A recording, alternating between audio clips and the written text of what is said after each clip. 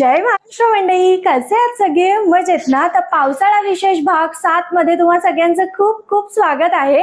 तर आज म्हटलं छान अशी कुरकुरीत आणि कुसकुशीत अशी मक्याची भजी बनवूया, जी की बनवायला अगदी सोपी, कमी वेळात कमी साहित्यात होते आणि या पावसाळ्याच्या वातावरणात ना खायला सुद्धा भन्नाट लागते. तर चला वाट कसली बघता रेसिपीला सुरुवात करूया. तर मंडळी, मक्याची भजी बनवण्यासाठी ना मस्त अशी ना हे बघा हिरवी गार मका घ्यायची आहे आणि कधी पण मका घेताना असं नखाने ना दाबून बघायची, जेणेकरून ती कोवळी आहे की नाही आपल्याला कळते.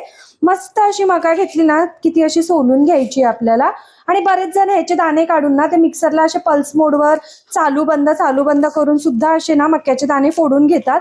पण तसं केल्याने ना मक्याला पाणी सुटतं, त्यामुळे मी ती प्रोसेस अवॉइड करते. आता काय करायचं, हा मक्का जो आहे ना ह्याचे असे मधून 2 भाग करून घ्यायचेत आपल्याला पहिले तर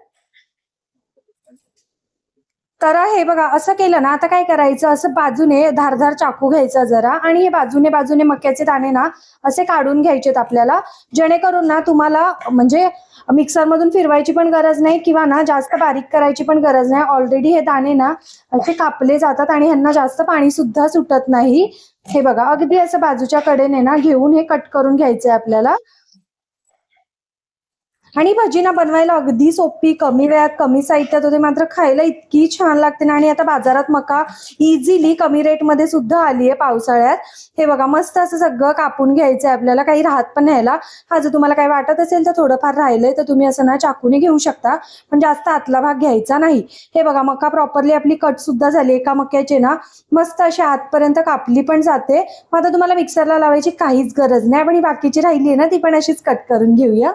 तर आता आपली मका सगळी अशी मस्त चिरून झाली ना. हे बघा जरा सुद्धा पाणी सुटत नाही ह्या पद्धतीने चिरल्यावर. आता यामध्ये आपण बाकीचे जिन्नस ऍड करूया. सो मी इथे ना 1 वाटीला अगदी थोडंसं कमी कॉर्नफ्लॉर घेतलेलं आहे. कॉर्नफ्लॉर नसेल तर तुम्ही तांदळाचं पीठ ऍड करू शकता किंवा मैदा टाकू शकता, काहीच हरकत नाही. पण कॉर्नफ्लॉरने जरा भजी छान होते, कुरकुरीत एकदम आणि अशी हलकी होते, म्हणून मी ऍड केलंय. त्याचसोबत सेम त्याच वाटीच्या मापाने तितकंच ना बेसन सुद्धा ऍड केलंय. नंतर कमी वाटलं तर तुम्ही ऍड करू शकता. सोबतच अगदी थोडासा सोडा नाही टाकला तरी देखील चालेल, पण भजी थोडीशी हलकी व्हायला मदत होते. चवीपुरतं मीठ टाकायचंय, 2 ते 3 बारीक चिरलेली हिरवी मिरची, 1 चमचा जिरा ऍड करते, कच्चच आहे, भाजलेलं वगैरे नाहीये. त्याचसोबत इथे अगदी थोडीशी हळद घेतलेली आहे आणि 1 चमचा मिरची पावडर, फक्त कलरसाठी आणि टेस्ट सुद्धा छान लागते. आणि भरपूर अशी कोथिंबीर टाकायची आता ह्याच्यामध्ये. आणि भरपूर अशी कोथिंबीर टाकली ना, हे आधी तर हातानेच असं व्यवस्थित मिक्स करून घ्यायचं. हे बघा आणि अगदी थोडं थोडं पाणी टाकून ना हे मळायचं. जर तुम्हाला बेसन ऍड करायचं नसेल ना तर तुम्ही संपूर्ण कॉर्नफ्लॉर मध्ये भजी बनवली ना मक्याच्या पिठामध्ये तरी चालते, काहीच हरकत नाही, मस्त कुरकुरीत होते. आणि जर फक्त बेसन मध्ये बनवली, कॉर्नफ्लॉर किंवा तांदळाचं पीठ नाही टाकलं ना, तर ही भजी एकदम अशी चिकट चिकट आणि अशी जास्त हलकी कुसकुशीत नाही होत, थोडीशी अशी वेगळंच टेक्स्चर येतं. त्यामुळे मी इथे ना कॉर्नफ्लॉर आणि तितकंच बेसन सुद्धा घेतलेलं आहे. तर ते सगळं हाताने व्यवस्थित मिक्स झालं की अगदी थोडं थोडं ना पाणी टाकून आपल्याला हे मळून घ्यायचंय. अगदी पातळ करायची नाही, नाही तर भजी सोडताना तिला काही टेक्स्चरच राहत नाही. हे बघा, तर हे बघा मंडळी छान असं आपलं ना झालेलं आहे. जास्त पातळ नाही, जास्त घट्ट नाही, थोडं थोडं असं ना मी बोलायच्या नादात ना थोडं माझ्याकडून पातळ झालं, त्यामुळे मी अजून थोडंसं 1 चमचाभर इतकं कॉर्नफ्लॉर ऍड केलं. आणि आता तुम्ही कन्सिस्टन्सी बघू शकता, अगदीच घट्ट किंवा अगदीच पातळ नाही करायचं. हे बघा तुम्ही असं करून ना ही भजी आरामात सोडू शकता. जर तुम्हाला जास्त पातळ वाटत असेल तर थोडंसं अजून कॉर्नफ्लॉर टाकलं तरी चालेल. तर आता ना ह्याला जास्त वेळ बाजूला ठेवायचं नाही, तेल सुद्धा एक बाजूला तापलंय आपलं.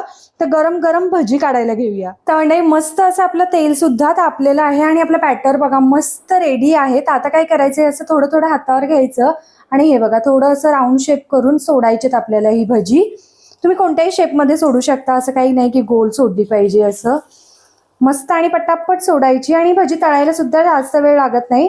फक्त तेल आधी छान असं कडकडून तापवून घ्यायचंय आपल्याला.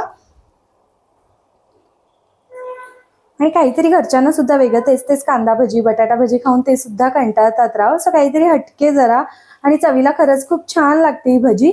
आणि कधीच कोणतीही भजी टाकल्यावर पटकन हलवायला जायचं नाही, 1 मिनिट तेलावर तळू द्यायची, त्यानंतर आपल्याला ट्विस्ट करायची.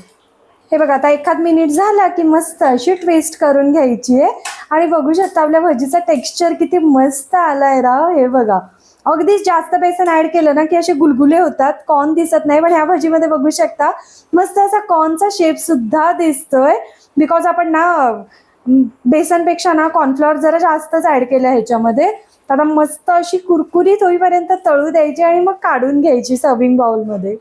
तर मंडळी मस्त अशी आपली भजी तयार आहे, बघू शकता तुम्ही. आणि मध्ये मध्ये ना ह्याच्यामधले जे मक्याचे दाणे आहेत ना असे तेलात फुटून पटकन अंगावर येत आहेत, सो ही काळजी तुम्ही नक्की घ्या.